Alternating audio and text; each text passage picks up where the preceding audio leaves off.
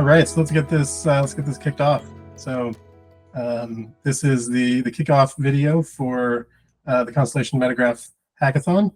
So it's the inaugural hackathon for Constellation Network developers. It's brought to you as a collaboration between Constellation Network and Stardust Collective. So yeah, really excited to get this started and give a little bit of information about hackathon, how you can participate, and how it's all going to work. So guess we can start with some quick introductions. I'm Alex Brandis, the CTO at Constellation. And with us, we've got João Carvalho, the technical product manager, also at Constellation. So you pronounce my name perfectly. Yeah, I think this is really exciting, Alex, also because our first Metagraph was just launched in November last year, right? And we are now in July, and we are basically making this effort and opening all of this so that we have a lot of participants starting to build their own products on our chain. So this is like a really, really big opportunity here, and all the company at Constellation Network and Stardust Collective is really involved in making this a success, and we are really happy to have everyone here with us while we explain what this hackathon is going to be and what Constellation also is. Yep, absolutely. We've got a ton of prizes set aside for developers, so lots of reasons to participate. There are tons of untapped potential and ideas that haven't come to fruition yet that really would make great metagraphs. And so we've got some of those project ideas to share as part of this, and then also in a text format elsewhere as well. So yeah, let's get this kicked off. So we're gonna share kind of two things with you as part of this kickoff video. First, we'll just go through all of the hackathon information, what it is, how you participate, all the submission guidelines, and those sorts of things. And then I'll, at the end, or kind of partway through, I'll do a crash course in Constellation Network architecture, sort of what all the moving pieces of the network are, how they fit together, and just give like that kind of brief overview so people know what they're getting into if you are starting from zero and don't have any background in Constellation Network yet. So, and the way we organize this, which is a pretty common pattern with the hackathons, is that we have two submission tracks. One is for metagraphs, and the other one is for the on-chain tooling. The metagraphs, what we are looking for is for teams or people that are going to create metagraphs on our chain. And our recommendation for that is that they utilize the Euclid SDK. And we are really looking forward for some innovative metagraphs that are actually going to push the boundaries of blockchain technology as a whole, right? And about the on-chain tooling, Alex? Yeah, so on-chain tooling is sort of our category for everything else outside of metagraphs. So that could be tooling to support metagraph development. That could be integrating Stargazer Wallet or wallet that supports DAG and L0 tokens, general integrations around the ecosystem. So sort of everything outside of metagraphs that would be useful for development on the network.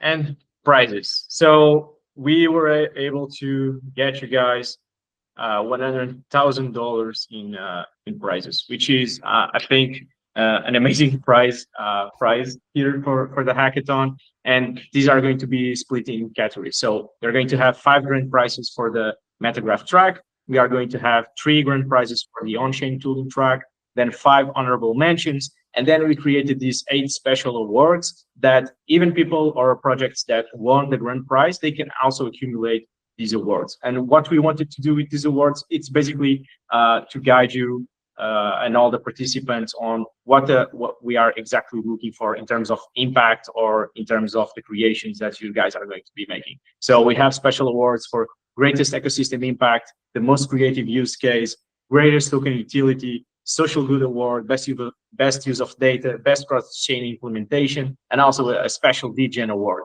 So essentially, we try to look at everything that exists on crypto already, but also that exists on other technologies, not necessarily crypto, and try to create special awards for each of those categories so that you guys do feel motivated to try to fit into one of them or just try to build something to get the grand prizes or the honorable mentions there.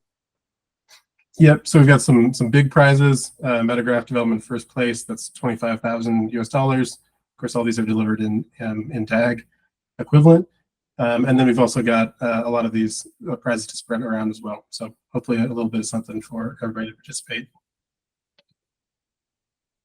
And on top of those prizes, I think the other cool thing we have is our partners. So we have the National DigiFoundry, and the National DigiFoundry out of the gate is inviting everyone that's participating in our hackathon to already become a member and contribute their ideas to one-of-a-kind blockchain cross-section of federal and industry. We also have C14, which is an on-ramp crypto platform, and they are actually going to offer to the top 3 Metagraphs a free listing on their platform. So this is something really unique and important, which is C14 is helping us, allowing the top 3 projects here to quickly go to market, and especially to have a platform where they can allow their users to on-ramp with fiat, which is pretty unique. And I would say it's one of the hardest things to get, especially as a project that was just built, is to get into one of these platforms. And so C14 is partnering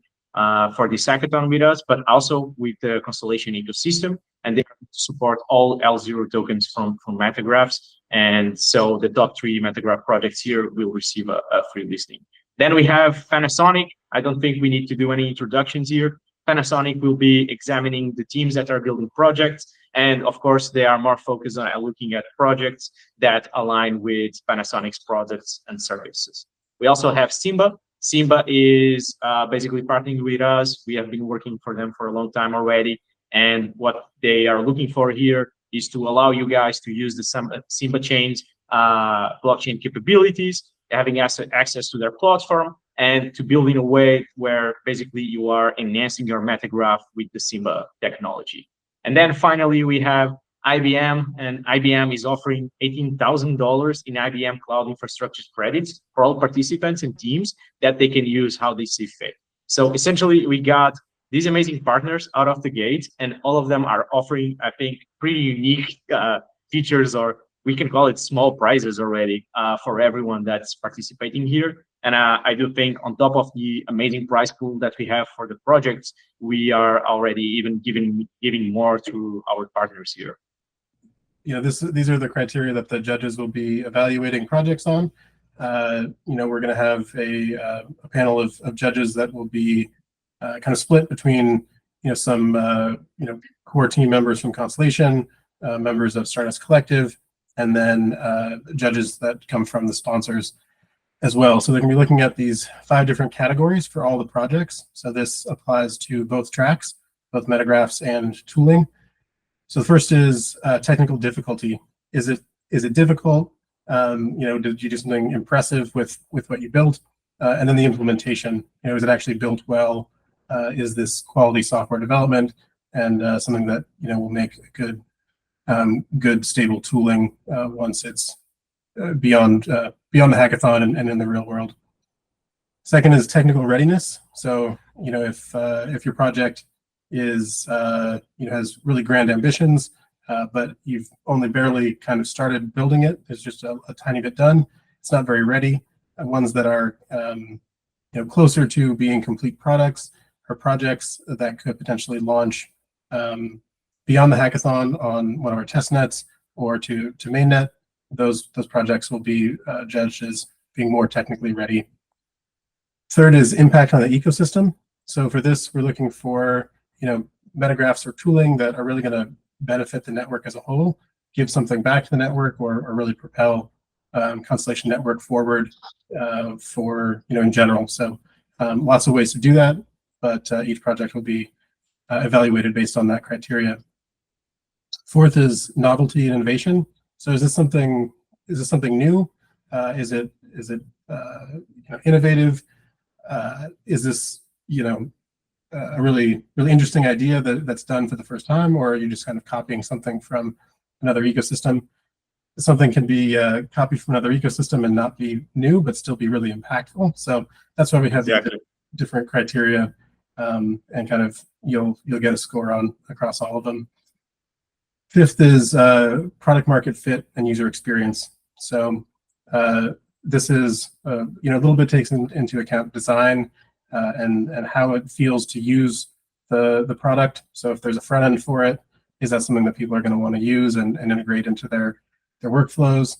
And then does it work for whatever the target market is that it's trying to address? So there's lots of different ways to do that one as well, but it's important that it's usable. And all these judging criteria, they all score the same, right, Alex? Exactly. Yeah, they're all weighted the same for all the categories.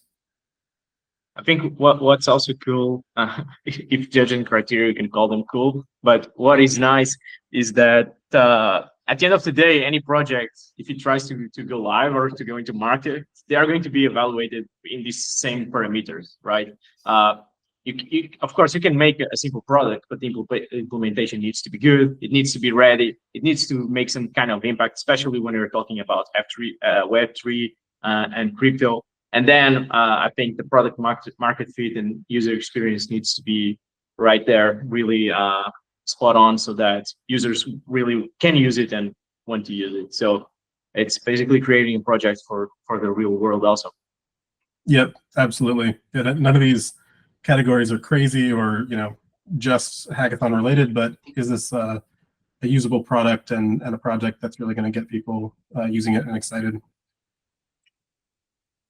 So the timeline for this, basically, we are going to have three phases. The first one is the submission phase. It's going to be to last for 8 weeks, which we are waiting for you guys to submit your projects. It started in July and it's going to run until December.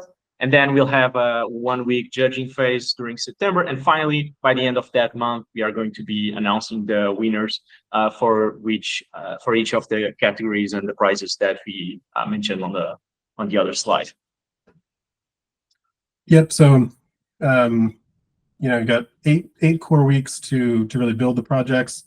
Judging will take a few weeks after that, announcing winners, and beyond that, I don't think we've fully announced it yet, but we're looking at having a live event in the fall, and so winners or finalists will likely have opportunities to participate in some of those events, either in person or remotely over video. So an extra not prize but opportunity, right?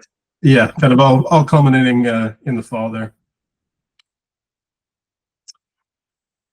So yeah, specific submission requirements. So what does it mean to actually build a project? How do you send it to us and have it be judged? So for Metagraphs, what we're looking for is projects to develop locally using Euclid, right? So Euclid SDK is our local development environment that uses Docker and other integrated tooling to allow local development of a Metagraph. You also have the ability to kind of deploy that to a cloud environment and run it there. But projects won't be granted access to deploy on a testnet. So those projects needs to be kind of self-contained, running their own version of Hypergraph, running their, of course, all of their nodes for the Metagraph in some way, either locally or in a deployed cloud environment. So in order to submit that kind of a project to for judging, we're going to need the URL to a public code repository. So that would usually be GitHub or other repository services that are similar. We are requesting a short video that explains and demonstrates the submission. So that should be 5 minutes or less, just sort of an overview of what your project does. And I think they should be really heavily focused on really demonstrating the actual Metagraph or tooling working, because we'll also have additional written space for you to submit a description of your project. So if you are deploying your project, then we would request the URL for that. A lot of the kind of better projects will have both a front end and using the Metagraph as a back end. And so providing a URL with that front end would be a really good way to demonstrate the site to judges. And then, of course, a complete description of the project. So just a written version of what your project does, how it functions, what its impact is, and just really explaining all the details of what it is and why you think it's a great project. Some projects will include a token, and so if you are including a token, we request that you provide an overview of the tokenomics. So how do the kind of local economy of that token work, and we'll kind of take that into account, whether that's innovative and how that fits into the larger project itself. So for tooling, all these same requirements apply. They'll look maybe a little bit different, but we still want public code repository, a URL of some sort of a demo if that's a possibility, and a full description of how it works. So yeah, I can jump over to some project ideas.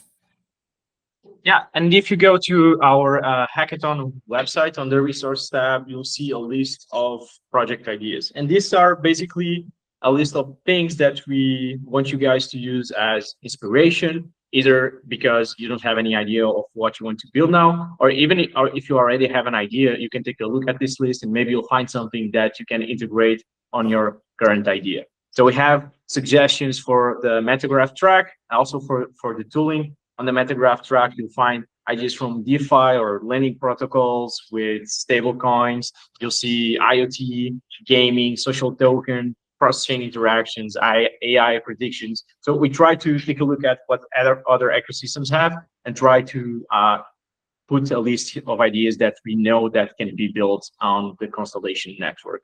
So this is just a suggestion here, but also a source of inspiration for you guys. And on the tooling part, you also find a list of ideas from analytics and monitoring, Stargaze wallet integrations with the L0 tokens on our network. So a little bit of everything with more detail than what we are showing on this slide. Yeah, so definitely check out the full list of ideas that we've got on the Hackathon website. I think a lot of the ideas, we really focused on things that are uniquely possible with development on a Metagraph specifically, or on Constellation Network in general. So yeah, we definitely really want to kind of encourage folks to push the boundaries of what would be possible on other networks with kind of the unique attributes of what we have available on Constellation. From all of this, I would love to see something around the gaming scene. I'd love to see someone or some project building a Metagraph more related with gaming. I think it's something that's still lacking, because what we have currently on Web3 is either they go too far or it's just a simple game. And I would love to see what people are able to build on Constellation on that category, definitely. Yeah, that's definitely an interesting one. I think there's a lot of space in the AI and prediction market category there as well, both in terms of training data for AI or kind of tracking output of AI models. Cross-chain interactions, of course, is a huge one. If you can reach out and integrate it with another chain, then that's really, really interesting. You also have you can leverage Simba partnership for the cross-chain interaction. So you can take a look at their platform and see what can be built on that scene. Yep, absolutely.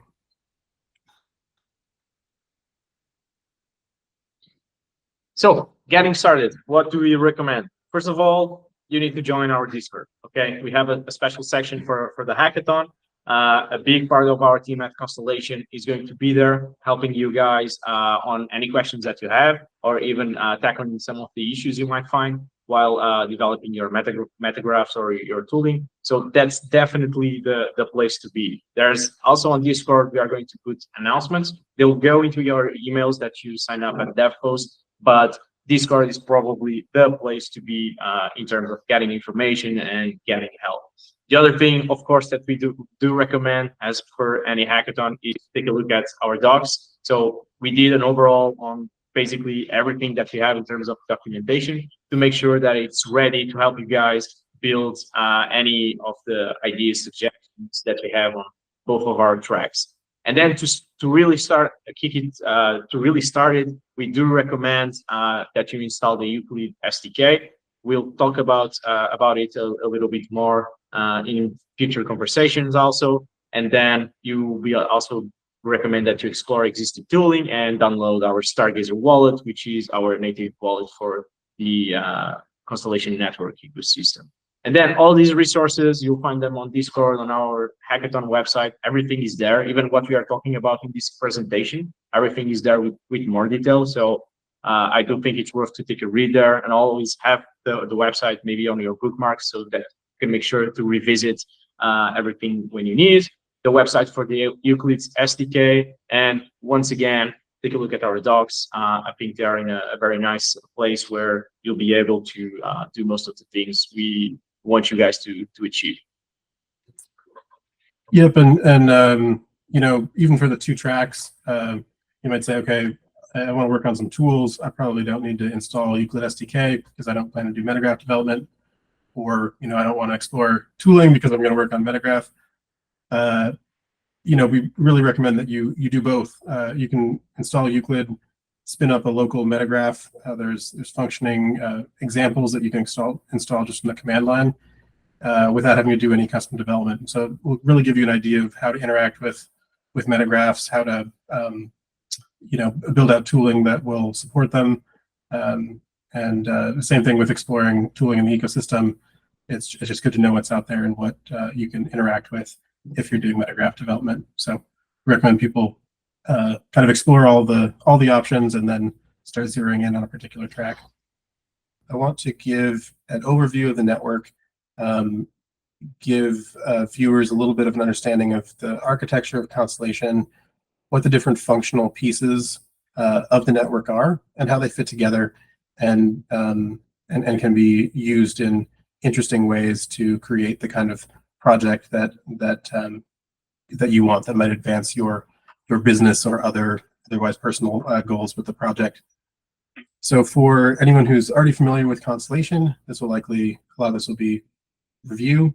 But if you're starting at 0 or you're starting with minimal knowledge of Constellation internal workings, then hopefully this will be useful to advance the understanding and give you a base to work from. So starting with the hypergraph.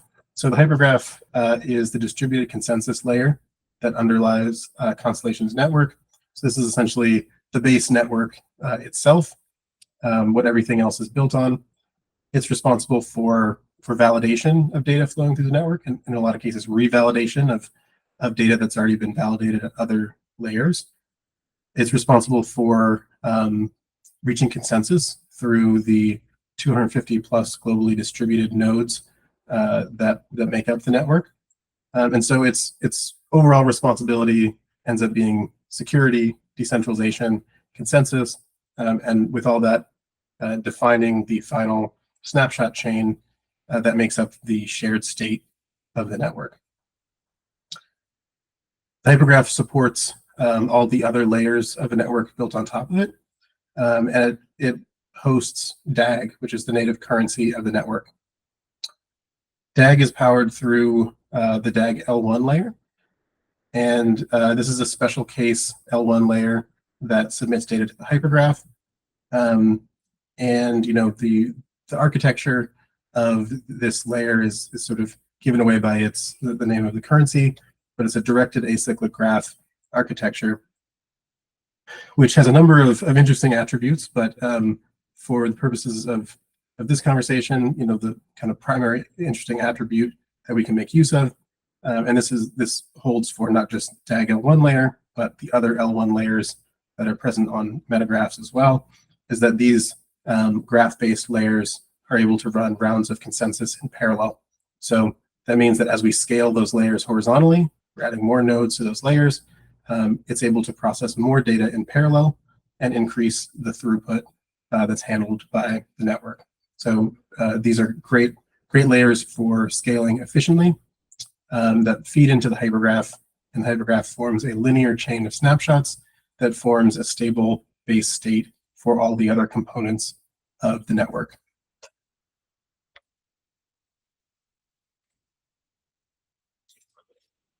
So on top of the hypergraph, we have multiple metagraphs, hopefully many metagraphs after this hackathon completes. But metagraphs are isolated subnets that operate as complete L1 blockchains. So these are subnetworks that feed into the hypergraph, but really have near complete control over what happens within their networks. So there's only a thin layer where they connect, and this is through Metagraphs submitting their internal snapshots to Metagraph to be included in a global snapshot. And beyond that, Metagraphs, anything that happens within a Metagraph is isolated from the rest of the network and not public by default. So in the design of a Metagraph, there are a lot of options around how do we decide what should be public versus what should be private, what should be made available or what should be encrypted. All of those are potential options. And within the Metagraph, you're able to define custom business logic, validation criteria, and of course, data structures. What kind of data inputs does that Metagraph accept? What kind of perhaps external sources does it fetch data from to add data to itself? All of that is happening within the Metagraph. So if we zoom in to kind of look a little bit at that structure, you can see that the Metagraph has its own L0 layer. So Metagraph L0 layer is, in a lot of ways, this is sort of a fractal design, right? We're sort of zooming into the Metagraph, which has much the same structure as the hypergraph and DAG L1 that we looked at previously. So the Metagraph L0 layer is the secure consensus layer for the Metagraph itself. It forms its own internal snapshot chain and then supports the L1 layers that feed into it. So first we have the currency L1 layer. I should say both the currency and the data L1 layer, both of these are optional, right? You could have one or the other, but don't necessarily have to have both. But many projects will have both. So first, the currency L1 layer, this supports token transactions. So using the Constellation L0 token standard, these tokens are able to have much the same attributes as the DAG currency. And so this layer supports those transactions, allows for custom validation rules, custom fees and gas prices to be set. But out of the box, you're able to launch a token very quickly through including that layer in your project. Then we have the data L1 layer. So this is where a lot of the really interesting stuff on the network comes into play. So with a data L1 layer and what we call a data application that's defined through Euclid and through the currency framework, you're able to define custom data types for ingestion, right? So these are API endpoints that allow you to define any data type to be accepted. So whether that's JSON, XML, that's a binary type, all of that can be supported, which allows these applications to interface with external existing data sources by conforming to those external data sources formats rather than forcing those external sources to conform to our internal format. So we're able to define custom data types to ingest, custom business logic around validation rules, what is a valid transaction, what is not a valid transaction, and then there's a lot of choice around the structure of data within the Metagraph, so data state management and data storage. We won't go too deep into some of those topics because they can get a bit heavy, but you should know that there's multiple types of data storage.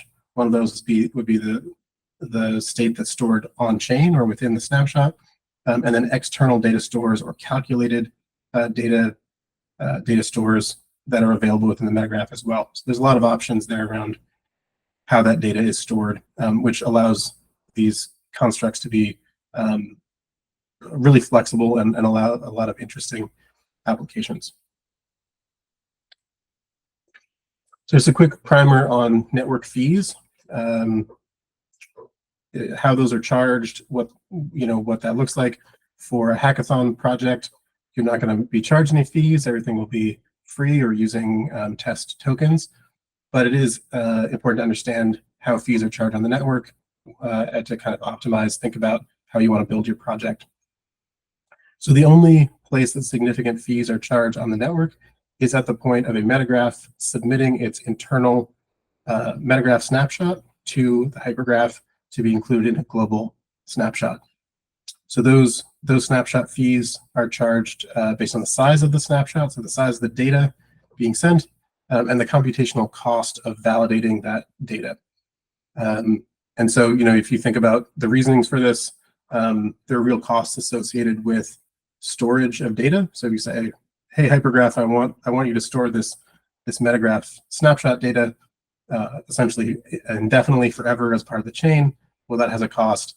Also, there's a cost for how difficult and how many resources it takes to process that data by the hypergraph. So this is where fees are charged. What that also means is that there's no fees charged by the network or the hypergraph itself for anything internal that happens on the Metagraph. There's no fee that is passed down to an end user of the Metagraph automatically by the network.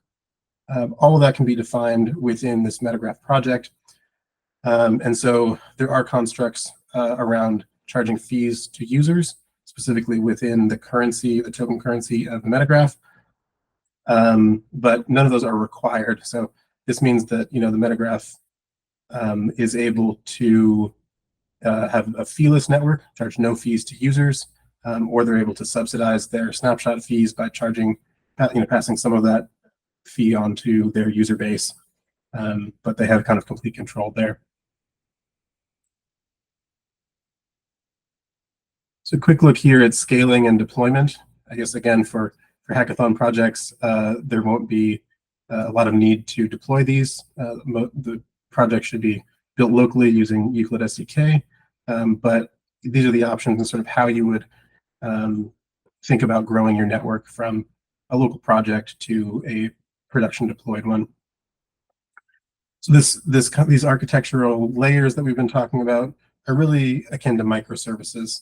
So each of these layers can be scaled independently, gives us a lot of ability to really just scale the parts that we need. If we're getting a lot of data transaction throughput, you can just scale the data layer.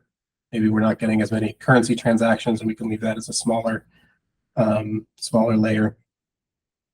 But with the management and deployment of microservices, this is sort of a known problem within the software world outside of just blockchain, but with microservices in general. It can often be difficult to manage deployment.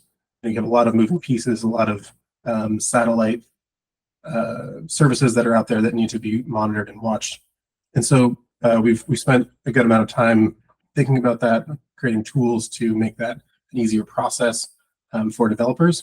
So we have kind of three categories of deployment options. The first is local development. So with this, you're using the Euclid SDK. It has a number of tools included in it, including kind of making use of Docker. And so it's going to be able to spin up these clusters for you using Docker containers and handle all of that for you. So that's the easiest way, of course. Beyond that, we can look at a minimal cloud deployment. So this would be deploying the smallest possible version of your network into the cloud. And that looks like what we see in this diagram here. It consists of 3 servers. Those 3 servers each host 3 different layers: currency L1, data L1, and the Metagraph L0.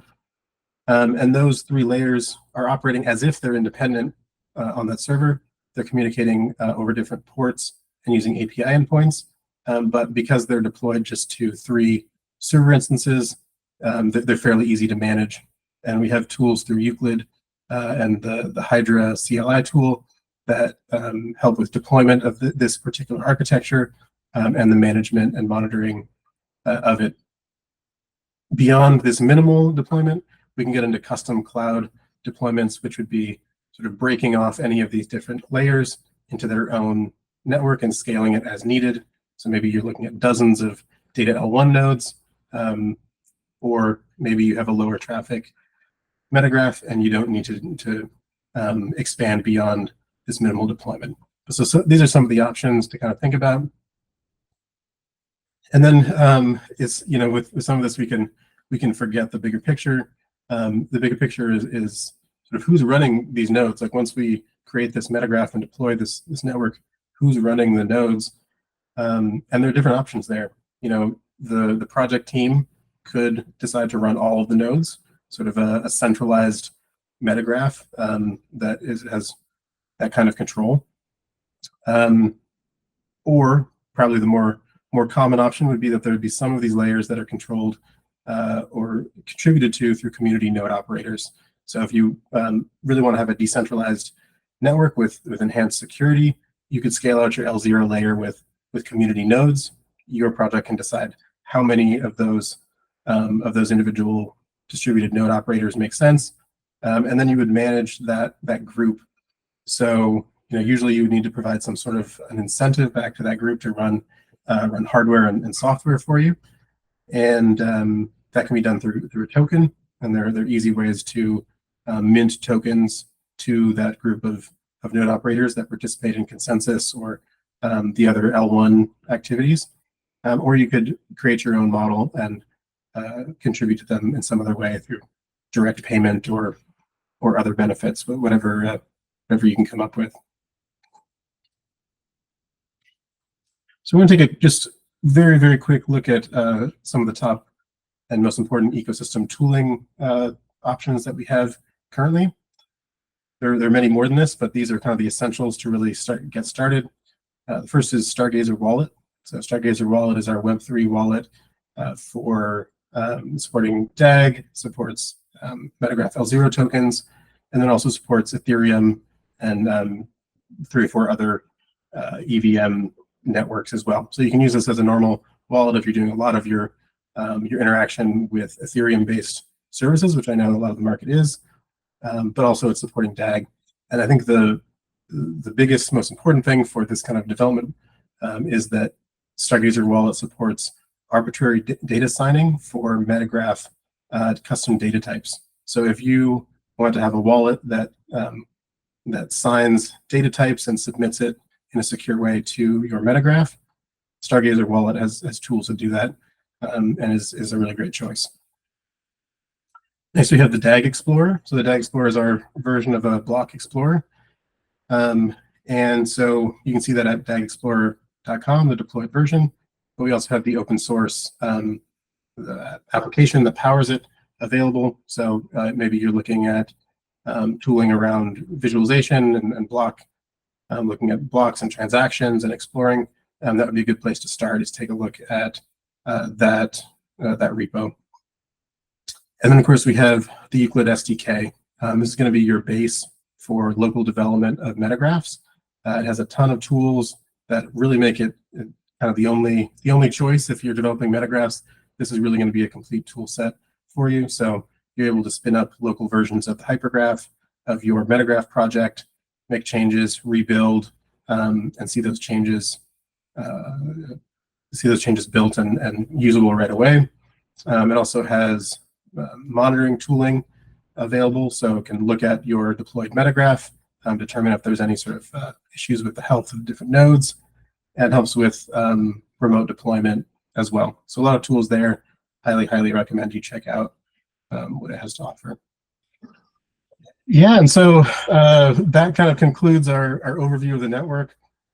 What I want to talk about a little bit here is just how we extend this video series. So this is the first video in planned several future videos here. The current plan is to release 1 or 2 of these a week as the hackathon gets started here. We really want to cluster that content earlier within the 8-week period so that folks have enough time to absorb it and then utilize the information that they're getting from it.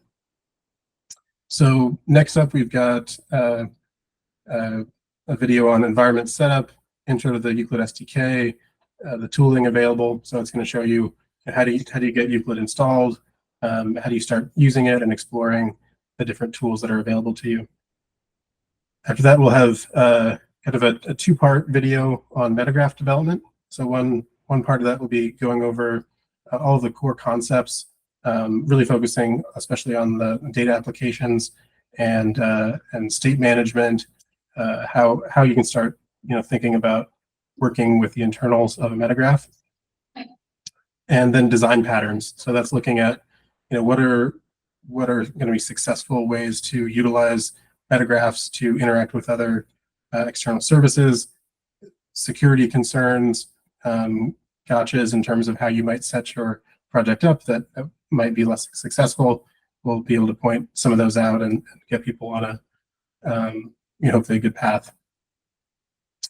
Beyond that, there'll be a live Metagraph build session.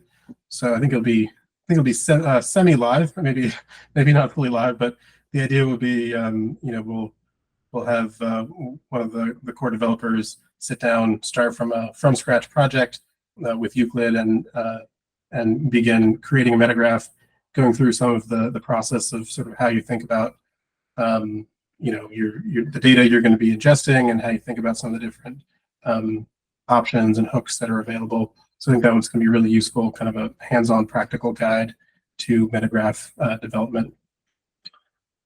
And then we'll have a review of two of the production Metagraph code bases that we have available open source. So the first is Door, the Door Technologies Metagraph. That was the very first Metagraph that launched on the network, and it's an IoT-based Metagraph. So you'll see sort of how we're interacting with resource-constrained hardware devices and dealing with different data types, dealing with data privacy and security concerns. So a lot of cool stuff going on with that one. And then, of course, Alpaca, which is the social token that has been recently launched. That code base also has some really interesting things going in there including kind of interaction with third-party web APIs, daemons, and timed workers that are handling that. So there's some good information there for designing your own Metagraph project. And there should be more beyond that. We're just announcing a few at a time here. We're definitely open to feedback, especially through Discord. Up in there and let us know what kind of gaps there are in knowledge that really need to be filled, or just videos that you want to see. And we're going to try to kind of continue that content coming out throughout the hackathon.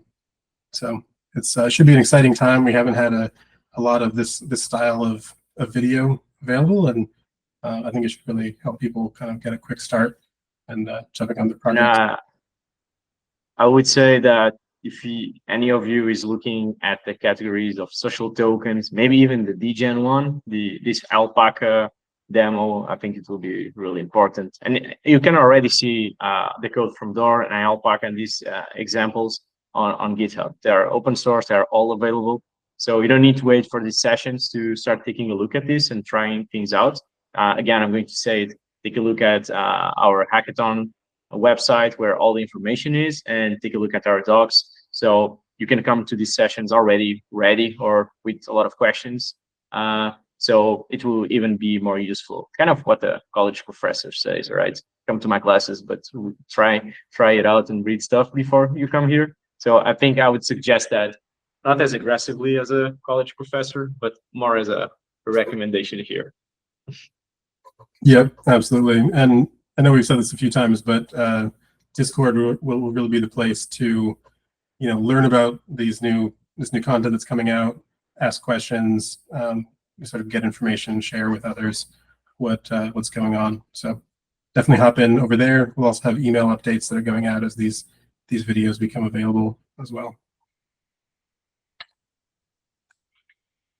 And I think that's a wrap for this first kickoff video. I know there was a lot of content, so we hope to pack in a good amount, but hopefully this was a good overview for everyone of what's the hackathon, how you participate, and you gain maybe a little bit understanding of how the network components fit together. And just continue on beyond this. Definitely check out, especially those project ideas that are on the dev post hackathon website, and the getting started guide that's also there as well.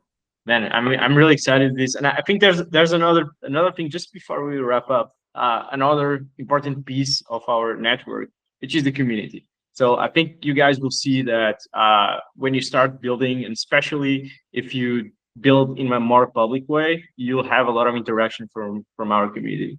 community. They are really excited with this hackathon. They've been supporting us for a long time, and they've been part of the backbone of what Constellation is currently. So I would say that on top of all the tools we are offering, our partners, the prizes, the documentation, the team being available, you're going to find this huge community of Constellation supporters that I'm sure they'll help you, especially if your project goes behind the hackathon. They'll help you achieve success, definitely. Yeah, that's a really good point. Don't don't feel like you're alone in all this. There's a lot of people going through the same process, and of course the existing community of folks that are happy to help. So definitely reach out and be part of that. But yeah, well, thanks everybody for watching, and we'll see you on the next video.